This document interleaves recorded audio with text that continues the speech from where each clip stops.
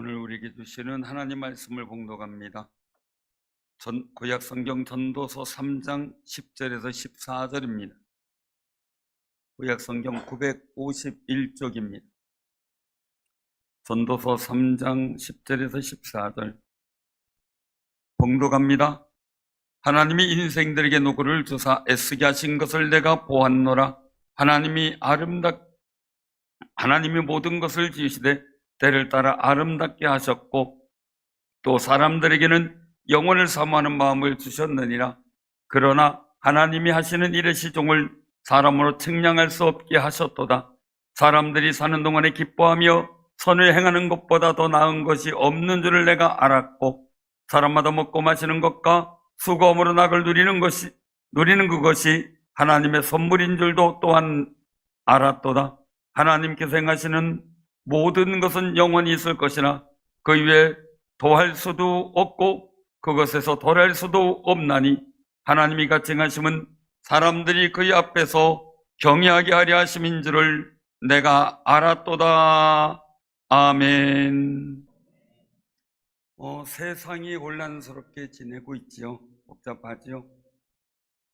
그래도 한번 생각을 해봅니다. 육체적인 세상의 전쟁이 아니라서 다행이라고 생각하지만 세상은 영적 전쟁 중이라는 것을 부정할 수는 없는 시대입니다. 그래서 오늘날 시대만이 아니라 전에도 그렇고 앞으로도 그렇게 되겠지요. 이런 때에 우리 마음을 잘 추슬러서 나라와 민족을 위해 기도하는 일에 지치지 않고 전념하는 귀한 신앙이 되시기를 바랍니다. 모든 일에 범사에 기한이 있답니다. 다 기한이 있죠. 또 우리가 사용하는 모든 일들도 기한이 있습니다. 천하 만사가 다 때가 있다는 겁니다. 그래서 태어날 때가 있고 죽을 때가 있고 심을 때가 있고 뽑을 때가 있으며 죽일 때가 있고 치료할 때가 있고 헐 때가 있고 세울 때가 있다는 겁니다. 울 때가 있고 웃을 때가 있고 슬퍼할 때가 있고 춤을 출 때가 있고 찾을 때가 있고 잃어버릴 때도 있다는 겁니다. 잠잠할 때도 있고 말을 할 때도 있으며 사랑할 때도 있고 미워할 때도 있습니다. 전쟁할 때가 있고 평화할 때가 있습니다. 우크라이나 전쟁을 보면서 우리나라 6.25 사변 때도 각 나라에서 그렇게 생각하고 있었겠다라는 생각을 합니다. 그럼에도 불구하고 많은 나라에서 같은 마음에 동감을 하고 화병을 함으로 우리나라가 자유민주주의 가치를 지키게 됐다는 그 사실 자체가 얼마나 귀한지 모릅니다. 우린 지금 전쟁할 때가 아니니 감사할 일입니다. 근데 본문 말씀을 읽다가 보니 한 가지 결론이 생깁니다.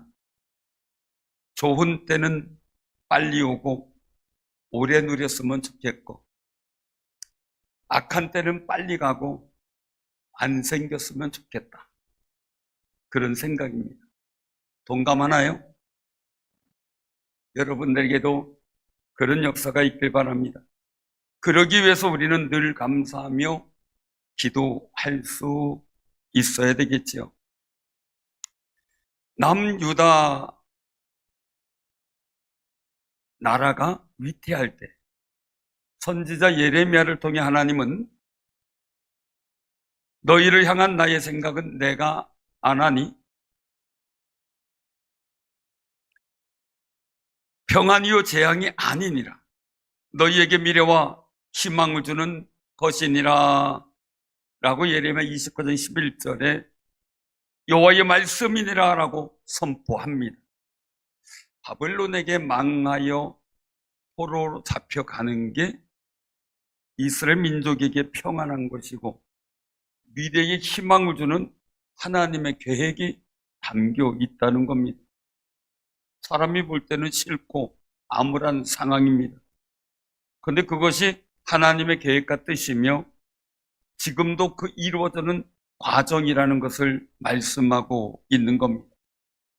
당시 이 유다 나라 백성은 서로 저마다 나라를 위한 일이라고 소리쳤습니다. 많은 선지자가 하나님의 말씀이라고 선포하며 이제 바벨론 놓고 패망할 것이고 2년 뒤에 돌아와 포로에서 돌아와 우리가 같이 또 삶을 영위하게 될 거라고 선포합니다. 지도자들은 정치적 소환을 발휘해서 애굽을 향한 정치적 정책을 펴기도 했습니다. 그런데 하나님이 보내서 하나님의 뜻을 전한, 하나님 말씀을 전한 선자는 예레미야였다는 것을 우리는 성경을 통해서 알고 있습니다. 예레미야는 당시 사람들에게 다른 사람들과 이야기가 다르게 얘기를 합니다. 바벨론 포로 잡혀가는 것이 하나님의 뜻이라고 전합니다. 그래서 매국노 소리를 듣습니다. 감옥에도 갇힙니다. 굶어 죽을 위기가 되었을 정도로 고생을 합니다. 그런데 결국은 예레미야가 선포한 말씀이 진정한 하나님의 뜻이었고 하나님의 계획이 담긴 말씀이었다는 것을 우리는 알고 있는 겁니다. 요즘 시대도 함부로 판단하지 말아야 될 이유가 여기 있는 겁니다. 예레미야는 바벨론 포로 귀환을 통해서 이스라엘 나라를 회복시켜 주시려는 하나님의 계획을 선포한 겁니다. 70년 후의 일을 선포한 겁니다. 심지어 이사야가 선포한 고레스 왕에 대한 것은 200년 후의 일을 선포한 겁니다. 그러니 미래 일들에 대해서 감각이 없는 우매한 백성이나 지도자들은 알아듣지 못해서 유다 나라가 더 험난한 어려움을 겪게 되는 것을 우린 성경을 통해 알고 있습니다. 이럴 때 예레미야나 다른 사람이 있었다면 일하는 자의 수고가 얼마나 이익이 되겠느냐, 무슨 수고가 있겠느냐라는 탄식이 나올 수밖에 없는 겁니다. 그래서 9절에 탄식합니다. 같이 한번 봉독합니다. 일하는 자가 그의 속으로 말미암아 무슨 이익이 있으랴라는 겁니다. 여러분들 살아가다 보면 그런 심정을 느낄 수가 있습니다. 그런데 예레미야 수고는 백성들을 통해서 결국에는 결실이 맺혀지게 됩니다. 누굴 통해요? 믿는 백성들을 통해. 아무나 역사하는 게 아니죠. 우리나라도 수고하며 애쓴 사람들의 열매가 나라의 이익이 되기를 소원합니다. 미래의 비전이 되기를 소망하는 거죠. 사랑하는 성도님들의 기도의 수고가 좋은 열매가 되기를 소원합니다. 여러분들의 헌신과 사랑의 수고가 하나님의 보상과 상급이 있기를 소원합니다. 솔로몬은 하나님이 인생들에게 노고를 줘서 애쓰게 하신 것을 보았다라고 말씀합니다. 인생들의 수고는 하나님이 주신 거라는 겁니다. 모든 일은 하나님이 지으셨다고 말씀합니다. 그런데 중요한 것은 하나님께서 하시는 일의 시작과 끝은 사람들이 측량할 수 없다는 겁니다. 다만 기대하는 것은 하나님이 때를 따라 아름답게 하신다는 거죠. 때를 따라 아름답게 하시는 하나님의 뜻은 세상의 주관자이신 하나님을 믿는 믿음으로 바라볼 때 깨달아지게 됩니다.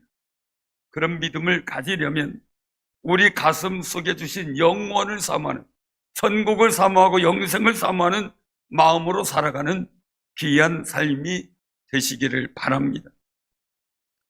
영원을 사모하는 마음으로 살아갈 때 먹고 마시는 낙을 누리는 것이 하나님의 선물이라는 것을 깨닫게 됩니다.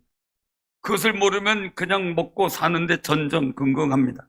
하나님의 선물, 영혼을 사모하는 마음속에 하나님의 선물이 깨달아지는 마음은 먹는 순간, 마시는 순간, 모든 순간이 감사하고 기쁩니다. 왜 하나님께서 그렇게 하셨을까? 하나님의 선물을 잘 받아 누릴 때 우리가 하나님을 경외하는 거룩한 마음을 회복하기 때문입니다. 이런 거룩한 사실을 인정하는 사람은요, 첫 번째는 기뻐하며 선을 행하도록 해야 된다고 말씀하십니다. 기뻐하며 선을 행하시기 바랍니다. 우리 옆에 분과 인사 나누세요. 기뻐하며 선을 행합시다. 마태복음 19장 16절에서 17절에 어떤 사람이 예수님께 와서 묻습니다. 선생님이여, 내가 무슨 선한 일을 하여야 영생을 얻으리까? 묻습니다. 근데 예수님께서 말씀합니다. 어찌 선한 일을 내게 묻느냐? 선한 이는 오직 한 분이시니 내가 생명에 들어가려면 계명들을 지켜라 하는 겁니다. 이 말씀 속에 보면 선의 기준은 하나님이시라는 겁니다. 가정에서 선의 기준은 아빠, 엄마죠. 아이들이 아니죠. 우리 인생 속에서, 우주 속에서 선의 기준은 하나님이시고 하나님 말씀입니다. 말씀의 기준에 맞을 때 선한 것이라는 겁니다. 그리고 그 선한 것을 위해서 살아갈 때 영생을 얻을 수 있다고 말씀하는 겁니다. 하나님 말씀대로 살아가려고 결심할 때 선한 일을 행할 수 있는 능력도 생기는 겁니다. 내 생각과 감정이 기준이 되고 지연과 학연의 모든 것이 기준이 되는 일들이 우리의 삶의 다반사였습니다. 그런데 이제는 하나님 말씀이 내 기준이 되도록, 하나님 말씀에 부합되도록 읽고 묵상하는 시간을 자주 갖는 것이 중요합니다. 시편 기자는 말씀하죠.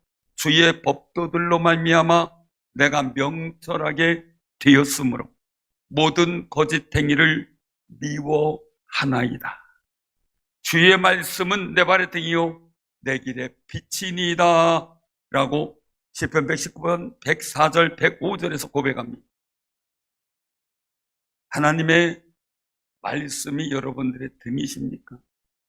여러분들의 길의 빛으로 보이십니까? 아니면 내 주관과 아집으로 내 미래를 봅니까?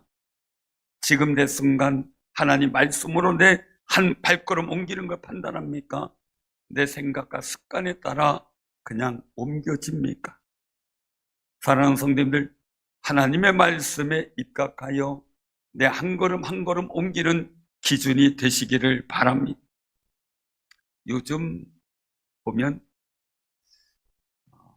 세상에서의 가치관을 보면 거짓된 것, 악한 것을 호의적으로 받아들이는 그런 것을 보게 됩니다.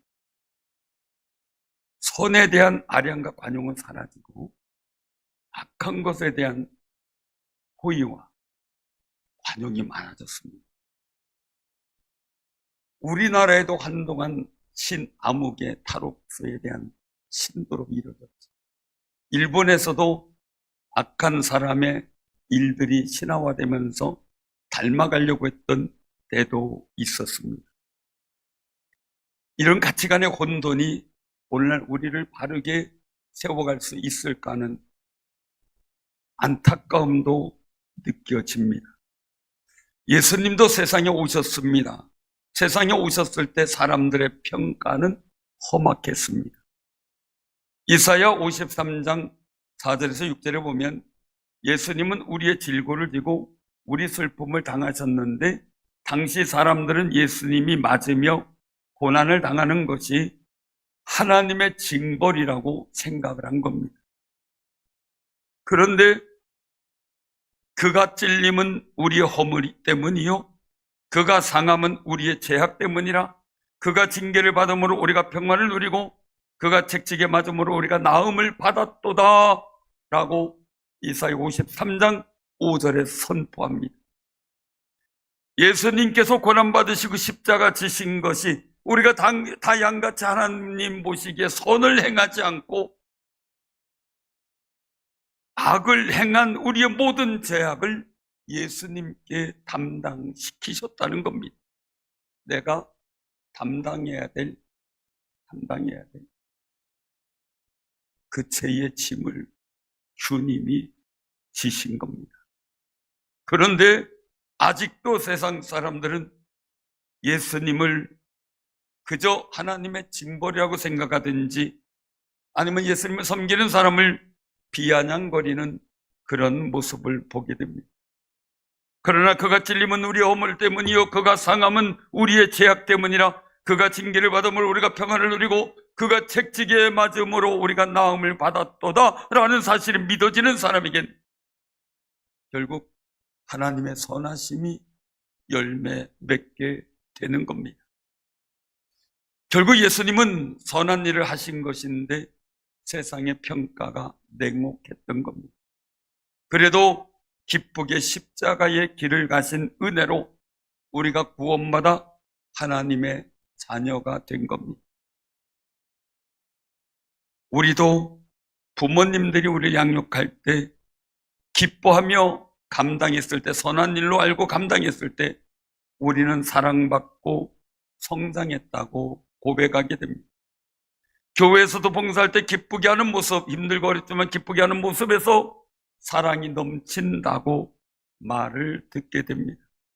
우리가 복음을 전하며 복음에 합당한 삶을 살아가면서 힘들고 어려운 일을 당할 수 있습니다. 그러나 하나님 보시기에 선을 행하는 일에 기뻐하며 수고하는 선한 일을 하는 귀한 삶이 되시기를 바랍니다.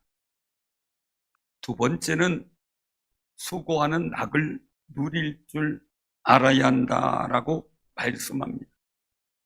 수고가 즐거움인 낙이 되는 것.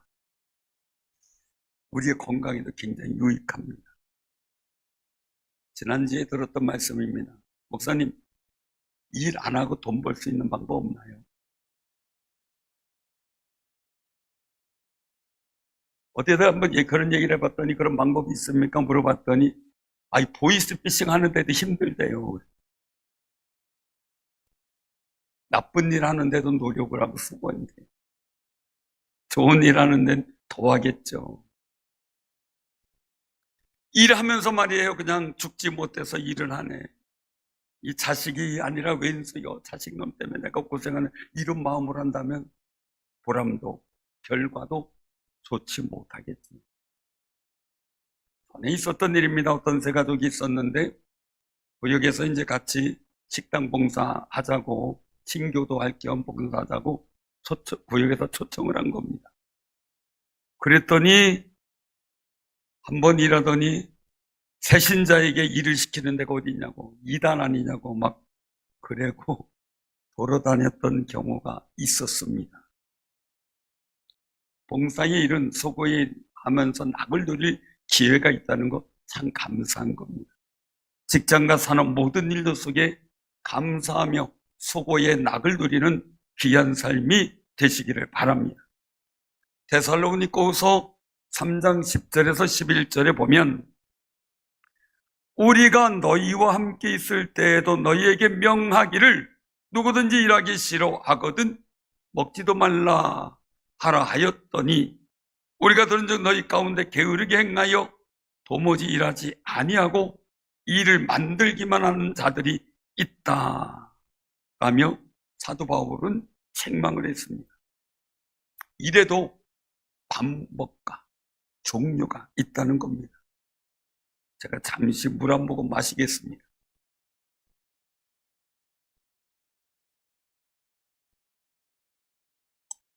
마시고 싶으면 말씀하세요.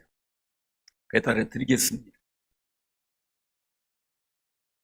예수님께서는 요한복음 6장 27절에서 썩을 양식을 위하여 일하지 말고 영생하도록 있는 양식을 위하여 하라. 이 양식은 인자가 너희에게 주리니 인자는 하나님 아버지께 인치신 자들아. 인자는 아버지 하나님께서 인치신 자니라 라고 말씀합니다.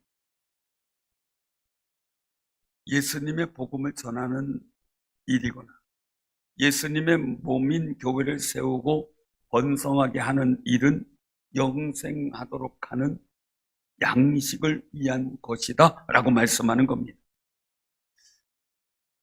직업에 관한 일들을 할 때는 목적이 굉장히 중요하죠.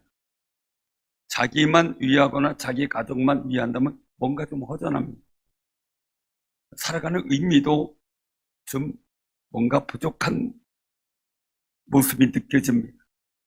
로마서 14장 6절 8절에 보면 그렇게 말씀합니다.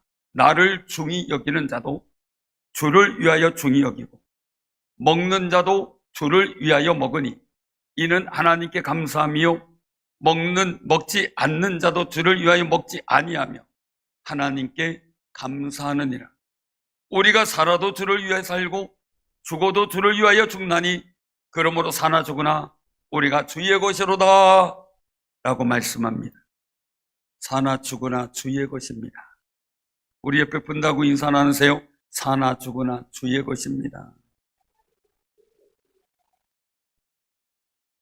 주님의 것입니다. 어떤 분은 자신이 사업을 하며 돈을 버는 목적을 이야기를 합니다. 다 하나님의 영광 위에 쓰려고 하는 것이고 예수님의 몸인 교회를 세우는 봉사의 일을 하기 위한 것입니다 라고 해서 가슴이 찡했습니다. 그러니 마음껏 축복하게 됩니다. 고린도전서 10장 31절에서는 그런즉 너희가 먹든지 마시든지 무엇을 하든지 다 하나님의 영광을 위하여 하라 라고 말씀합니다. 이런 마음으로 수고할 때 마음의 보람을 느끼면서 즐거움이 생깁니다. 이런 수고의 즐거움이 여러분들 삶에 넘치기를 바랍니다. 그저 죽지 못해서 합니다 이렇게 하면 안 됩니다. 기쁘게 수고할 수 있는 은혜가 여러분들 가정, 산업, 모든 일들 속에 이루어지기를 바랍니다. 가정주부로서의 역할이 얼마나 가정을 화목하게 하고 사회를 밝게 만드는지 모릅니다. 근데 어느 틈엔가 이 가정주부의 역할이 금전적으로 계산되고 의미가 퇴색되는 일들로 말이 나와서 참 가슴이 아팠습니다. 그러더니 금전적으로 생각하니까 수고의 즐거움이 사라져 버린 겁니다. 사랑하는 성도님들, 내가 하는 모든 일들 속에 의미를 찾고 수고의 즐거움을 찾는 지혜, 우리가 하나님께 기도하면 주실 줄로 믿으시기를 바랍니다. 유대인이 돈을 버는 이유를 전에 말씀드렸습니다. 다른 사람들이 하나님을 섬기는 신앙생활을 잘 하도록 돕기 위한 것이라고 생각한다고 말입니다. 사랑하는 성도님들, 우리가 수고하는 목적이 분명하다는 기쁨이 있습니다. 수고를 하다가 힘이 들어도 기쁘게 표현하는 능력이 필요합니다. 그래서 수고할 때 힘이 듭니다. 지칩니다. 그럴 때 누가 물었을 때. 전에 한번 얘기한 적이 있죠. 정서부 미원이 저도 깜짝 놀랐습니다. 마스크 다 가리고 할 때인데 쓸면서 얼굴도 안 가리고 싱글벙글하는 그 일들 속에 물었을 때 하나님이 창조한 이 땅을 내가 일부라도 깨끗하게 한다는 게 얼마나 감사합니까? 라는 표현을 한 겁니다. 사랑하는 성도님들, 한 구석을 쓰는데 지구의 그 땅덩어리 큰데 그 한 부분이 얼마나 되겠습니까? 근데 그 한 부분을 내가 깨끗하게 하고 있다는 행복감에 젖어서 일합니다. 예수님은 복음의 수고를 하는 제자들에게 선포합니다. 나로 말미암아 너희를 욕하고 박해하고 거짓으로 너희를 거슬러 모든 악한 말을 할 때는 너희에게 복이 있나니 기뻐하고 즐거워하라. 하늘에서 너희의 상이 큼이라. 너희 전에 있던 선자들도 이같이 박해하였느니라. 로마서 11절 12절 말씀입니다. 사랑하는 성도님들, 하늘에서의 상을 기억하는 수고는 기뻐하고 즐거워할 수 있습니다. 이런 기뻐하고 즐거워하는 수고의 낙을 누리는 거룩한 지혜가 성령님을 통해 여러분들에게 임하시기를 소원합니다. 세 번째는 하나님 앞에서 경외하는 믿음을 가져야 한다는 겁니다. 하나님 앞에서 경외하는 믿음. 모든 때에 따라서 하나님은 그것을 체험하고 발견하기를 원하십니다. 우리가 기뻐하며 선을 행하고 수고하는 낙을 누리기도 하지만 모든 일의 시종을 알 수가 없다는 겁니다. 또 일하는 자의 수고로 얻은 이게 때가 불분명합니다. 기도하는데 언제 응답 받을지 모릅니다. 여러분 꼭 기억하세요. 내 삶에 기도 응답 빨리 받고 싶다면 자꾸 예배 시간에 앞으로 나오세요. 맨날 끝에만 앉아있지 마시고 자꾸 앞으로 나오셔야 돼요. 그만큼 사모하는 마음이에요. 제가 그렇게 해서 기도 응답 많이 받은 경우가 많습니다. 왜요? 하나님을 경외하는 마음으로 자꾸 주님과 가까워지길 원하기 때문입니다. 예수님께서는 우리가 기도에도 응답받지 못하고 지친 사람들을 위하여 말씀합니다. 누가복음 18장 1절에서 5절 내용 보면 항상 기도하고 낙심하지 말아야 할 것을 비유로 말씀하신 부분이 있습니다. 하나님을 무시하고 사람을 무시하는 그런 재판장이라 할지라도 한 과부가 끊임없이 가서 소원을 들어달리는 그 소원을 들어주고야 말 수밖에 없는 그런 상황을 말씀하신 거죠. 우리 하나님을 진심으로 경외하는 마음이 우리 마음에 생겨나고 터질 때에 하나님은 거룩한 응답을 우리에게 주시는 은총을 보이시는 겁니다. 여러분들의 마음을 진심으로 하나님을 경외하는 거룩한 마음으로 보이시길 바랍니다. 모든 상황 속에서 내가 하나님만을 경외하는 믿음을 회복하겠습니다. 하나님께 표현하시기를 바랍니다. 안 믿는 사람도 급할 때는 엎드려 절하면서도 우상에게 절하면서도 아이고 하나님 나온답니다. 여러분들 하나님을 믿으면서 다른 이름이 나오면 안 됩니다. 왜요? 하나님은 알고 보시기 때문이죠. 진심으로 네가 나를 경외하는지 내가 보겠다. 모든 상황 속에 나를 경외하는지 그 거룩한 믿음을 내가 확인하겠다. 생각하시는 하나님의 계획이 있다는 것을 기억하시기를 바랍니다. 상황이 복잡하면 사람은 하나님을 의지하지 않고는 못 산다는 한계를 느끼게 됩니다. 전도서 12장 13절에 보면 일의 결국을 다 들었으니 하나님을 경외하고 그의 명령을 지킬지어다. 이것이 모든 사람의 본분이니라 라고 말씀합니다.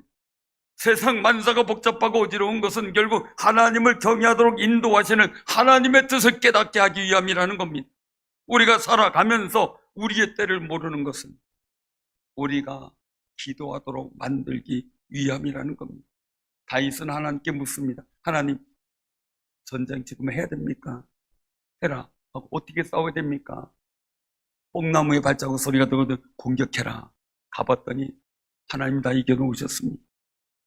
다윗이 하나님을 경외하는 모습이 너무 귀하여 사무엘하 5장 10절엔 한 절로 기록해 놓았습니다. 만군의 하나님 여호와께서 함께 계시니 다윗이 점점 강성하여 가니라. 사랑하는 성도님들, 하나님을 경외하는 마음으로 나아갈 때 하나님께서는 우리에게 함께 하시는 거룩한 은총의 역사를 보여주십니다. 우리가 기억하십시오. 하나님의 선물을 잘 받아 누리려면 첫째는 기뻐하며 선을 행하는데 최선을 다해야 됩니다. 두 번째는 수고하는 낙을 누릴 줄도 알아야 됩니다. 세 번째는 하나님 앞에서 경외하는 믿음을 내 마음속에 잡고 회복시켜 나가야만 합니다. 사랑하는 성도님들, 사순절에 주님께서 고난받으시는 거룩한 길을 한 걸음 한 걸음 가십니다.